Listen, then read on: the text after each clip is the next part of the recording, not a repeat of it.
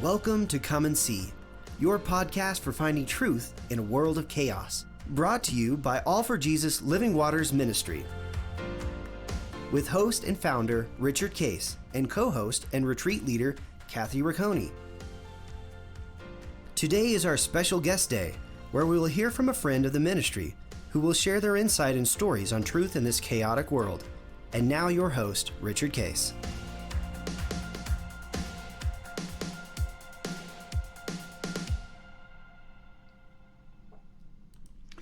Well, good morning, everybody, here on Guest Thursday in May. And Kathy, I know you have some very special guests, again, that you'd like to introduce. And if you would, go ahead. Yes, this is my son, Joshua, and his wife, Emily. And they have been on here before, and I know a lot of people followed their story before and really enjoyed hearing how they abide. And so there's been lots of fun stuff going on in their lives that it was time to get an update and get them back on here so that everybody could hear. Yeah, that's very exciting. Hey, welcome, everybody. And where are you guys located? Still in, is it Maryland, right? So we're on the eastern shore of Maryland and Delaware. We're technically we're in Lewis, Delaware. Oh, yeah, okay. Little beach town, very cute. It's a fun little spot for us. We enjoy it. Do you go out to the beach much, or? Yeah, we go a good bit. We're probably 5-10 minutes. Yeah, when the weather's nice, we're probably about 5-10 minutes to the beach. There's a larger beach that's probably about 20 minutes away that a lot of tourists go to in the summer. But there's a little small town beach we've got that's kind of tucked away. That's our go-to. They have learned not to bike all the way there, though. Yes. The hard way, unfortunately. Is it too far or too much traffic? A little bit of both, yeah. Google told us it would take us 20 minutes. We are 40. like a third of the shape that Google assumed us to be in, so. They assumed motorcycle. Yes. Guess so. They assumed Or athlete. Or some like Dwayne The Rock Johnson thighs. Yes, I don't know. Not good. Well, you're also a little bit a part of history. Kathy, I got notice that from Morgan, who's our assistant that keeps track of all this stuff for us, that we have passed our annual celebration of podcast that we're already in. There's 52 weeks. We did our 52nd week 2 weeks ago. Oh, wow. So we're. She said, "Hey, you need to announce it that you've officially had a year of podcast, ready to start your second year." And so today, we actually had the anniversary. We just didn't know it. That's awesome. Congratulations. So now we're celebrating the anniversary. So now we're going to celebrate. We're going to celebrate with you guys the anniversary and let everybody know. And then she'll. I think there's something she can do to highlight to everybody. It's our year two. That's excellent. Stuff. So she said, when do you want me to do that? I said, well, we can do it today. So, and you guys were part of our first year, and we thank you for that. And Kathy and you and I have had quite a fun time doing this, and it's hard to believe that it's been a year of doing. We've done 260 broadcasts, which is a lot of episodes. Man, that's amazing. It's surprising you and I actually had the time to do it. So it's fun. So anyway, good, Joshua and Emily, thank you for joining us. Bring us up to date a little bit. The last time you shared about your marriage, and you had some interesting situations and seeking God's will and abiding. Just bring us a little bit up to date, and then we'll go into some stories of how God has been working to guide you into his fantastic covenant life. So bring everybody up to date a little bit. So I'll start because mine are not nearly as exciting as M's. So we'll save the best for last. Things are going really well job-wise. So I'm working for Shaw Industries. That's who I started with out of college. It's been great. We're seeing the territory really grow and take off, and just seeing God's blessing and provision there in ways that, frankly, are just dumb. Like it's things that I have absolutely zero control over, and he's just dropping it right in our laps. So it's been really, really cool to see his favor over this territory. Is Shaw, is that the flooring company? Correct. Yep. So we're a large flooring manufacturer. So I sell to local retailers. So if you wanted to redo your kitchen floors, I wouldn't sell it to you. I would sell to a store in the area. They would sell it to you. Okay. So I work alongside those stores and have gotten to build some really sweet relationships there. A few customers in particular that are very strong believers. And so, gotten to go past flooring and business and really talk about life and build those friendships, which has just been a really sweet blessing that frankly was pretty unexpected stepping into a corporate America role. So that's been a big blessing in that. And then, like I said, territory is growing. So that's been neat. Had lots of opportunities for some added responsibility, and God really just, extending tent poles and growing responsibility and providing more blessing there, which has been a lot of fun. In that he's provided some sweet financial blessings that were also totally unexpected. And a while ago gave us a get out of debt date of June 30th. Promised that, almost a year ago at this point, right? Right. When you couldn't even see what that would look like, but you were faithful. And so we sat there and we're like, all right, well, like if that's really what he's saying, then this is going to be a wild ride because we don't have anywhere near the money to pull that off by this date. It's like, it'll clearly only happen because of God. And now we're about a little under 2 months out from that. And now it's, we're seeing all those pieces come together. So that's been really neat. Beautiful. So that's been a lot of fun. In your job, are you able to just drive to your clients, or do you have to fly periodically, or what do you do? No. The only time that I really travel, or fly for work is if we're going back to corporate, a couple times a year for trainings and things like that. But no, everything customer wise is all within hour and a half of my house, which has been really nice. Oh, great. That's great. So things are going well there. As a typical salesman, you're home at 2:00, right, in the afternoon? Oh, that's right. Yeah. I work 1 day a month, and that's the running. All our sales in 1 day. Yes, that's the running joke we have on the team is, somebody every now and then you have a day that you got to stay home for virtual calls and things like that. But you'll get a phone call from a buddy and they'll be out on the road, be like, "Oh, you're actually driving today? We only work 1 day a month." No, it's good. Yeah. Shaw takes really good care of us. It's very flexible. So when we do need to take time at home to get paperwork done or have a doctor's appointment or whatever it may be, they really work with us, and that's been another huge blessing. Yeah, beautiful. This job. So originally, this is kind of a neat story. Originally in college, when we were going through recruiting season, I had narrowed my offers down to this job at Shaw or a job selling medical devices for Johnson & Johnson's Ethicon division. And both were, really neat jobs. They both had their perks. Obviously there's kind of the glamorous side of selling medical devices, right? Right now I'm making people's homes look pretty. In that job, you'd be saving lives, right? You're in the operating room talking the doctor through how to do some of these operations with a new device. It's such a big impact. And so was really wrestling with, which job to take and what that was going to look like. And just so clearly, as we were both abiding over it, felt like Jesus was telling us that we were supposed to take this Shaw job for a multitude of reasons. But one of those that we didn't see at the time that now we're really getting to see the fruit of is in the midst of COVID and now, remote work being pretty normal in a lot of jobs, especially with Emily's current job, we've gotten a whole lot more time together because the Shaw job is a little bit more flexible. Had I been in the Ethicon job, it would have been, 70 plus hour weeks.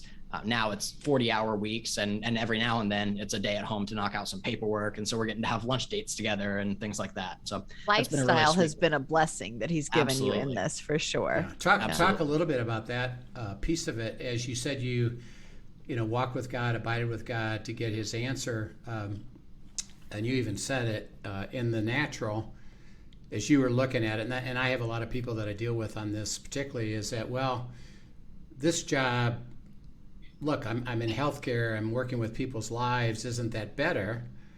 And floors, well, it just makes their home look nicer, and that's not as glamorous, so to speak. So logically, you could say, well, shouldn't I?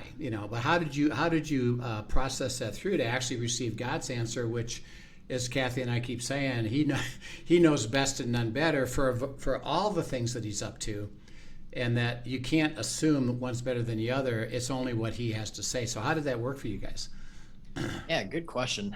So I'm and Emily, to a certain extent, is in the same boat. We're very practically minded. We're very logical, pro-con. Like prior to learning what it meant to abide, to trust Jesus with things, to walk with him daily, we were both very pro-con oriented, which we have since learned is the number one enemy of abiding with Jesus. Right? Yeah. It's like, I'm going to make my list of what's logical. Yeah. And that way I'll be, that's going to make me neutral, right? Like I'm going to write out all these items that are good or bad about this. And then I'm going to go to Jesus and say, but what do you say? So we've gotten to the point now where it's, okay, like we've got this decision. Let's not really think about it. Like we don't want to process through our own thoughts because the thoughts of man deceive, right? Like man's heart is deceptive. Our logic is flawed, and God's ways are so much higher than ours that we're just 2% of the exactly. I mean, we don't see any of what's going on. And so over the last really like 5 years or so, he's really done a work in each of our hearts to remove that dependency on our own logic. And it's still a daily battle, right? You have to surrender that to Jesus each day. But through that, it's been this really sweet process of getting to see in smaller circumstances, blessings that have come from saying, okay, we're not going to lean on our own logic. We're not even going to look at our own logic. We're just going to say, what's Jesus saying about it? And then go from there. And as we've seen that in smaller scenarios, that's given us the faith and trust and experience to be able to say that in things that are, career decisions or where to move or whatever it may be. It really does get so much easier as you see the faithfulness of God on a track record, 100% every time, every year that passes, it remains 100%. And that made it so easy for us to, like, I'm not going to say that there aren't hard days, but it is so much easier for me to wake up and be like, I don't really know if I'm getting paid next month. I'm fine with that. Like, God's got it. Like, that is such an easier place for me to exist now than it would have ever been 5 years ago. And it only gets easier. Yeah. And in that particular decision, how did you hear or process it? God said, actually, it's Shaw, not Ethicon. So it was probably a 4 or 5 week process.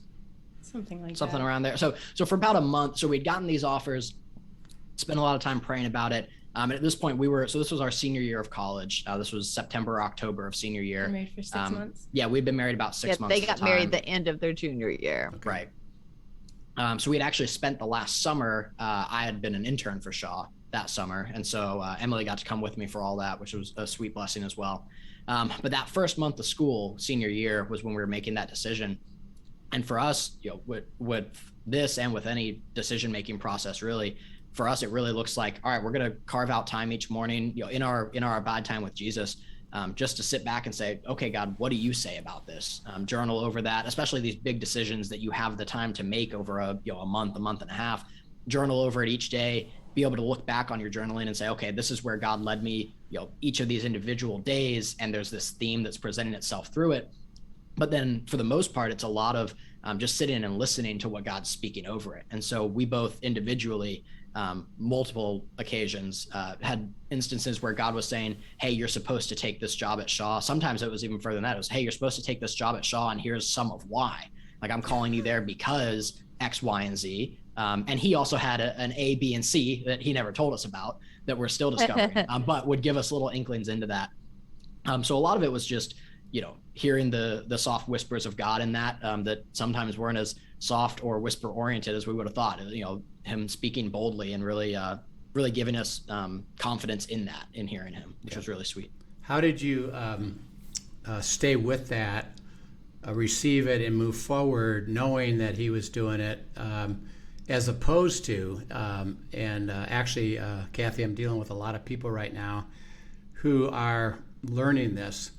And their biggest statement is, how do I know that that's actually God? And then they kind of talk themselves out of it. Right. Well, yeah, I guess it could be that, but maybe it's this, and maybe it's me, and I don't know. And they never move any forward because they're stuck in that vortex of what James says is that you're double-minded, unstable in all your ways, because you're not trusting what you're hearing. So talk about that a little bit. How did you work at not allowing to say, well, yeah, I guess maybe, but I don't know.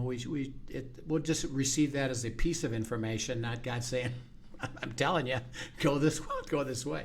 How did you trust it? How did you prevent from interfering with that? Yeah, great question. I mean, a lot of our friends ask that same question, and it's something that, I think is a struggle for everybody, especially when you're really first experiencing what it means to abide, what it means to hear the voice of God and to walk out. When you're questioning if what you're hearing is your voice or his voice. Yeah. Right. Exactly. A lot of people struggle there. Yeah. When it's new and you're struggling through that. I mean, I remember first learning that, going, okay, I'm excited to obey God. Like, whatever he says, I want to do that. I just want to make sure that I'm actually hearing him, not me, right? And that's the concern. So it's no longer, which is a sweet baby step, right? It's no longer, okay, I'm wrestling with God over obedience in this. It's, hey, I'm going to obey. I just want to make sure I'm obeying the right thing. Yeah. And so in that, I think for both of us, the most important thing to remember first and foremost is Scripture says without faith, it's impossible to please God, right? And so it's, there are a lot of circumstances where God's got an ideal situation for you, and in a perfect world, he would love for you to end up in that. But ultimately, he cares more about your heart in the decision-making process and your faith in that than he does the actual outcome. One of my favorite illustrations, and that's not to say he doesn't care about the outcome, and we'll get to that as well, but one of my favorite illustrations regarding God's will is a lot of people look at God's will as a recipe for making cookies. And if you accidentally do 2 cups of salt instead of 2 cups of sugar, you butchered the whole thing. They're going to taste terrible. The entire thing's ruined. You might as well throw it all out. Like you're done. A lot of people look at God's will that way. If I make one wrong choice, that, if I go to the wrong college, then I'm going to meet the wrong person, marry the wrong person, have the wrong career, live in the wrong state. And God's not big enough to fix my one little, misstep. That's it. And I once heard a pastor say that God's will and the way that he responds to us walking in his will or attempting to walk in his will is a whole lot less like baking cookies in a recipe and a whole lot more like a GPS. Right. If you make a wrong turn, like you're trying to get to this destination that he's laid on your heart. And if you make a wrong turn, it's not ideal. He may have had you take the highway instead of a back road. And if you accidentally take a back road, especially take a back road in faith, thinking that that's what you were supposed to do, he doesn't say, oh, well, now you can't get there. Now you're done.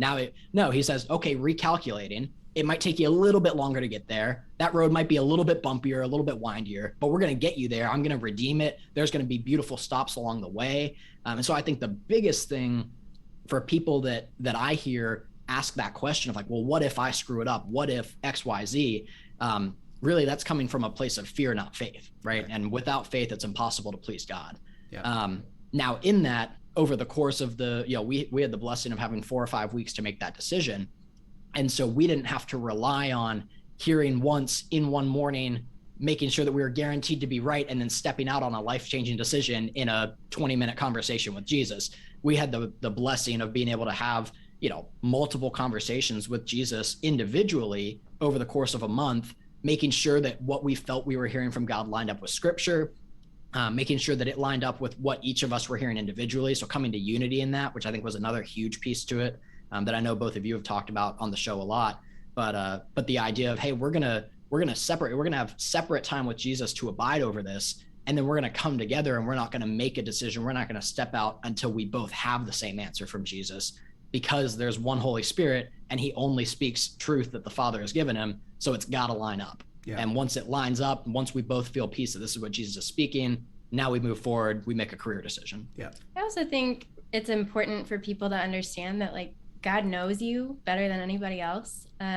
So why would the way he speaks to you not sound like something that you would think, He talks to Josh in baseball analogies. He would never give me one of those. I wouldn't know what he was talking about. But I think that's the beauty of God knowing us so intimately, is that he knows the way we think. He knows what's on our hearts. And so I think as you surrender to God, you're going to start recognizing his voice, the more you hear it.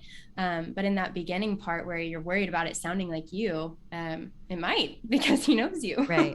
Yeah. I like to say he speaks the way we listen. Yeah. He knows how we're going to hear, and he'll pay attention to that and talk to us that way. Yeah. And what, to use a baseball analogy, Emily, God doesn't throw you curveballs.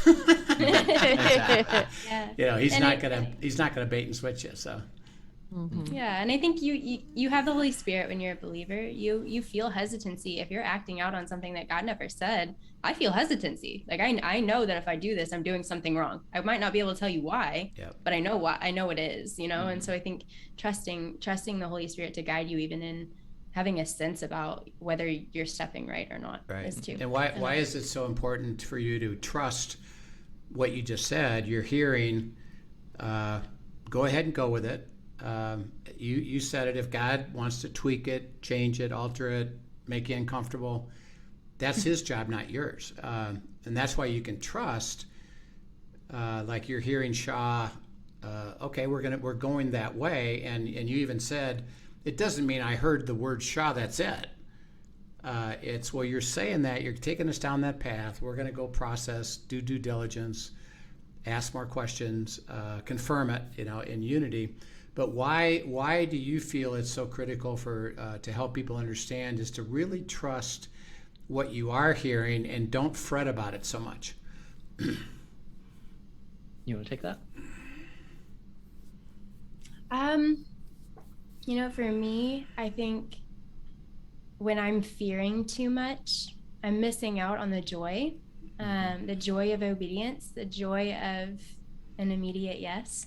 And I think there's blessing that comes on that, and peace, to be honest. I think worrying about whether or not you're making the right decision when your heart is genuinely seeking the Lord, you're missing out on joy and peace, and you're letting the enemy rob that moment with God, that intimacy with God. I know I do it when I'm too caught up in it.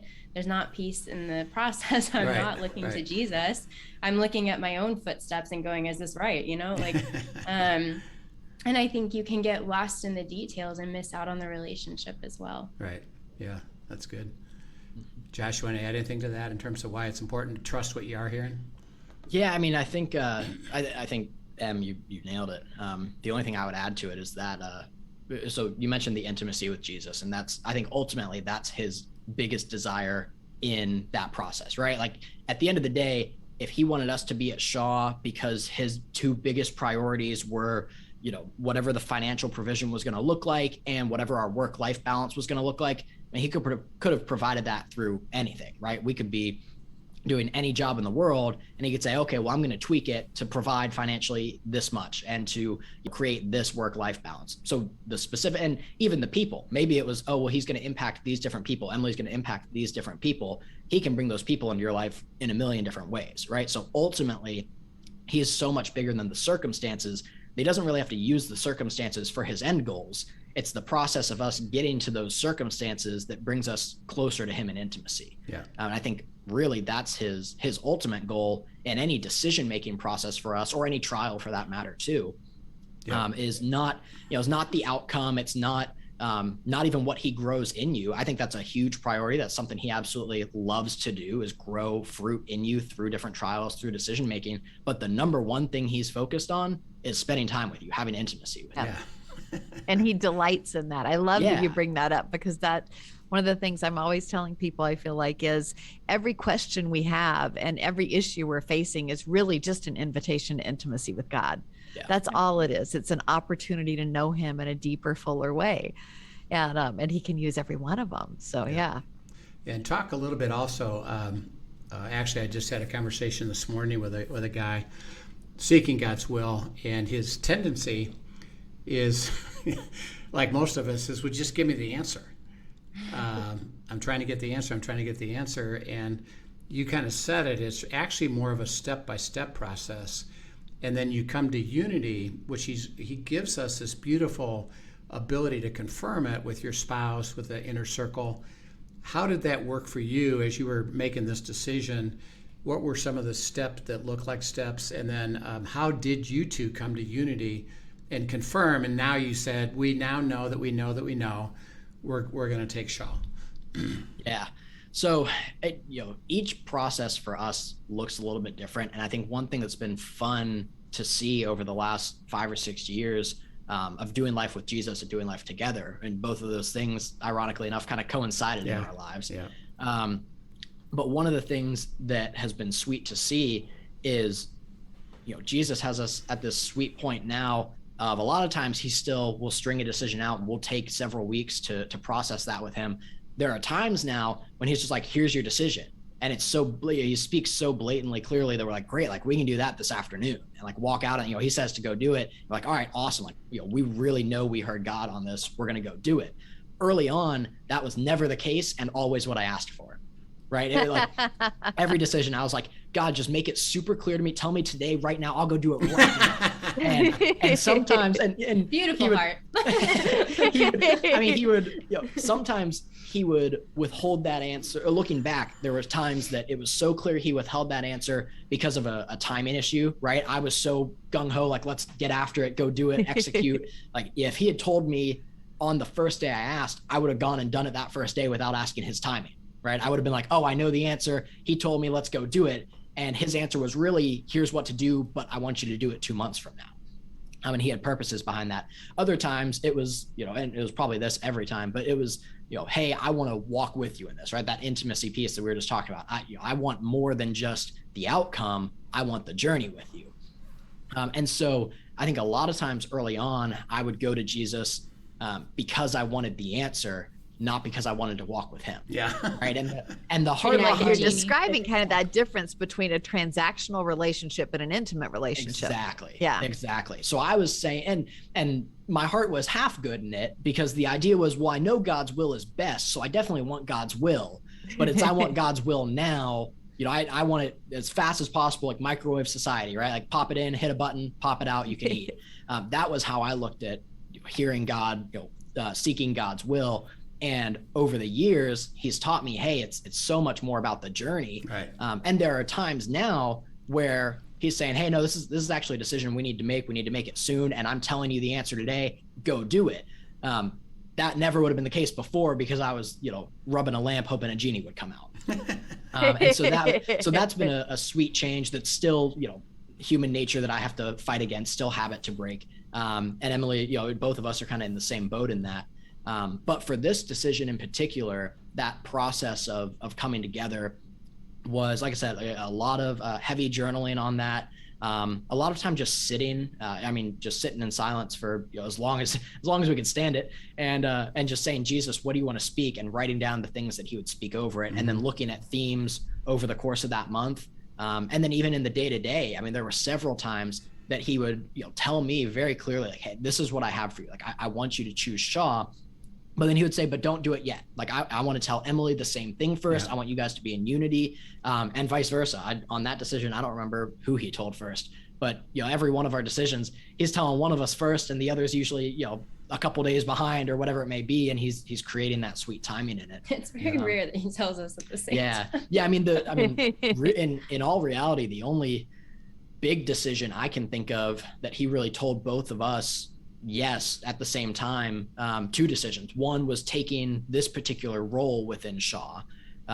My current boss, Don, called me, and at the time I didn't know him or anything, but called me one day and said, hey, we've got this territory. I know you're out in St. Louis doing this, but here's this opportunity. We talked through it briefly. He said, what do you think? I said, well, let me go pray about it. Let me talk with Emily about it. Thinking that it was going to be a few days and we would get back to him. And we got off the phone, prayed about it, and Jesus told both of us, hey, call Don back right now and tell him yes. So we called Don back. We told him yes 20 minutes later, and then we moved out here. We were packing. We were packing that afternoon. So there was that decision. And then the only other decision that I can think of that was just that immediate, God told both of us and said, and go do it right now, was shortly after we had gotten, it was in our first year of marriage. I think we told the story last time. No, we didn't. We were talking about it. We didn't get the chance to. This was the car story, Mom. Oh, this is a great story. I love this story. Jesus is so cool. So our senior year of college, so it was 2019 into 2020. We graduated May of 2020. We had two cars, and at Shaw, and we'd already signed with Shaw at this point. So we knew that we were coming on to Shaw. And one of the perks of being a sales rep at Shaw is we drive a ton. And so that means they give us a corporate car. So that was a huge blessing for us. Corporate truck. So we enjoy that a lot. That's a lot of fun. At least. And we knew that we were getting a company car once we started with Shaw, which was going to be late 2020. And we had two cars. We had mine from before we got married and Emily's from before we got married. And we were like, well, we're getting a company car. They cover the personal side of it as well. So like, all right, we'll sell one of our cars. Emily's had a little more value, was newer, was nicer. So like, all right, we'll sell mine, and we'll keep her car long-term. I actually think it was the reverse. I just wanted my car. Was it really? No, yours is definitely nicer. Mine was newer. Yours was nicer. Yeah. But anyway, so we knew we were going to sell my car late 2020, and for whatever reason, because that was when we would get the truck, and for whatever reason, we woke up one morning in February 2020, so about a month before COVID hit, and it was late February, and we're sitting there spending time with Jesus, and Emily like very abruptly stops halfway and like looks up at me and is like, hey, Jesus just told me that we're supposed to sell your car today. And I was like, well, that doesn't make sense. Like, we still need this car for 6 months. Like, we're both going to class, you're working, we're both going to be working. Like, we need 2 cars. This doesn't make any sense. But okay, let me talk to him about it and see what he tells me. And so, I mean, within 5 minutes, he was just so clear, like, yes, like, she heard correctly. You are supposed to go sell this car. You're supposed to sell it today. And so we wrapped up our time with the Lord, hopped in the car, drove up and down a strip of, 4 or 5 different dealers. They're all right next to each other. So took the car through each of those. And long story short, the car was worth like $5,000, and 3 dealerships got in the bidding war over it because they needed that exact car. And it ended up going for a little over $7,500. And 3 weeks later, which was, which A, was just a huge blessing in general. And B, comical. Only God would do that. What's that? Only God could do that, right? Yeah. Well, and then B, as 2 college kids that had just gotten married and weren't working, that was, also a game changer. So that was awesome. But then 3 weeks later, this virus that none of us were hearing anything about, but all of a sudden came to the US, called COVID-19, shut everything down. And, right now, used cars are worth a fortune. But at the time, no one was going anywhere. No one was driving. You could not sell a used car to save your life. Right. And up to the point that we got the Shaw truck, the economy was that way as a whole. And so literally like 3 weeks before COVID hit, he was like, hey, go sell your car. I'm going to get you a few extra grand, and it's going to be a huge blessing. And oh, by the way, you won't need that car because the world's going to shut down for 6 months and so, or longer than that. That's right. But yeah, it's all the great expression that we say that God knows more than we do. Yes, exactly. And just he speaks it. So that's a beautiful story of how cool that is, and just how specific it was. Unity. Both confirmation of yes. When God gives a confirmation, it's both yes. Yep. You can count on it, trust it, move. And so very, very exciting. And we want to have you back. Actually, the next session will show up next week. But we want to hear about Emily's fantastic story. She's got the last time we implied a little bit that she was involved with something new. And couldn't really talk about it, but now she can. So tune in next week, and we're going to hear that story, which is the cliffhanger, which is spectacular. So you got to catch up. So thank you guys so much for sharing, and we're very excited about what you're involved with and how beautiful. Kathy and I couldn't express it any more beautiful of that. This is how it works. It's really a joy to have it work that way. So thank you so much, and we will see you next week. Yeah, great. Thanks for joining us, everyone. We're looking forward to having you back next week. Yep. Make sure everyone to tune in, because this is a good story you need to hear from Emily too. Yeah. Okay. Thanks. Thank you for joining us for today's episode of Come and See, your podcast for truth in a world of chaos. Brought to you by All for Jesus Living Waters Ministry. Send us your questions and comments, and tune in tomorrow for more answers to your personal questions about living life in God's truth. Remember, God's will is best and none better. His truth brings peace in this world of chaos.